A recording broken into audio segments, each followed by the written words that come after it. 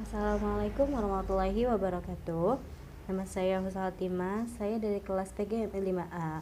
Video ini dibuat untuk memenuhi tugas keterampilan berbicara. Berbicara adalah kemampuan mengucap kata-kata dalam rangka menyampaikan atau menyatakan maksud, ide, gagasan, pikiran, serta perasaan yang disusun dan dikembangkan sesuai dengan kebutuhan agar apa yang disampaikan dapat dipahami oleh pendengar. Nah, tujuan utama berbicara yaitu sebagai alat komunikasi. Nah, selain ada tujuan utama, terdapat juga tujuan umum. Yang pertama ada memberitahukan dan melaporkan, yang kedua menjamu dan menghibur, yang ketiga membujuk dan mengajak, mendesak dan meyakinkan. Berbicara juga memiliki hubungan dengan keterampilan lainnya, seperti yang pertama ada hubungan antara berbicara dan menyimak. Nah, berbicara dan menyimak ini merupakan kegiatan komunikasi dua arah yang dilakukan secara langsung, sehingga bentuk komunikasinya itu saling tatap muka atau face to face. Nah, yang kedua itu ada hubungan berbicara dan membaca. Terus yang ketiga itu ada hubungan berbicara dan menulis. Nah, hubungan berbicara dan menulis ini erat hubungannya dalam hal bahwa keduanya ini merupakan cara untuk mengekspresikan makna atau arti.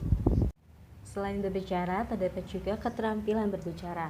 Nah, keterampilan berbicara ini suatu keterampilan yang memproduksi arus sistem bunyi artikulasi untuk menyampaikan kehendak, kebutuhan, perasaan, dan keinginan kepada orang lain.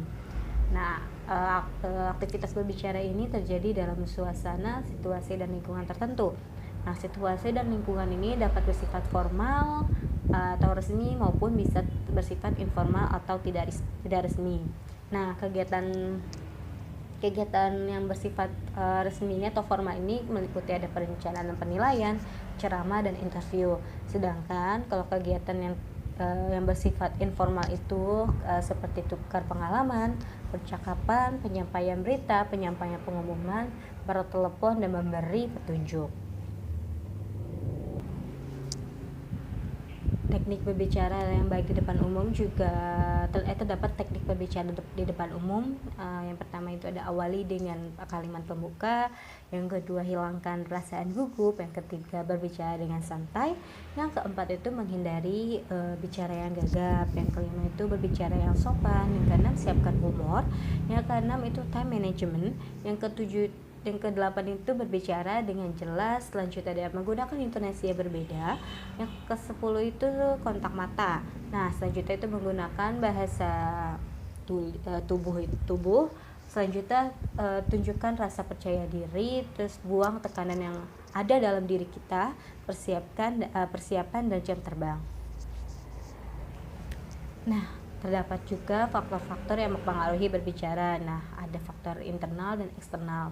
Faktor internal itu meliputi kayak ketidaksempurnaan alat ucap, yang kedua penguasaan komponen kebahasaannya, yang ketiga penggunaan komponen isi, yang keempat kelelahan dan kesehatan fisik maupun mental.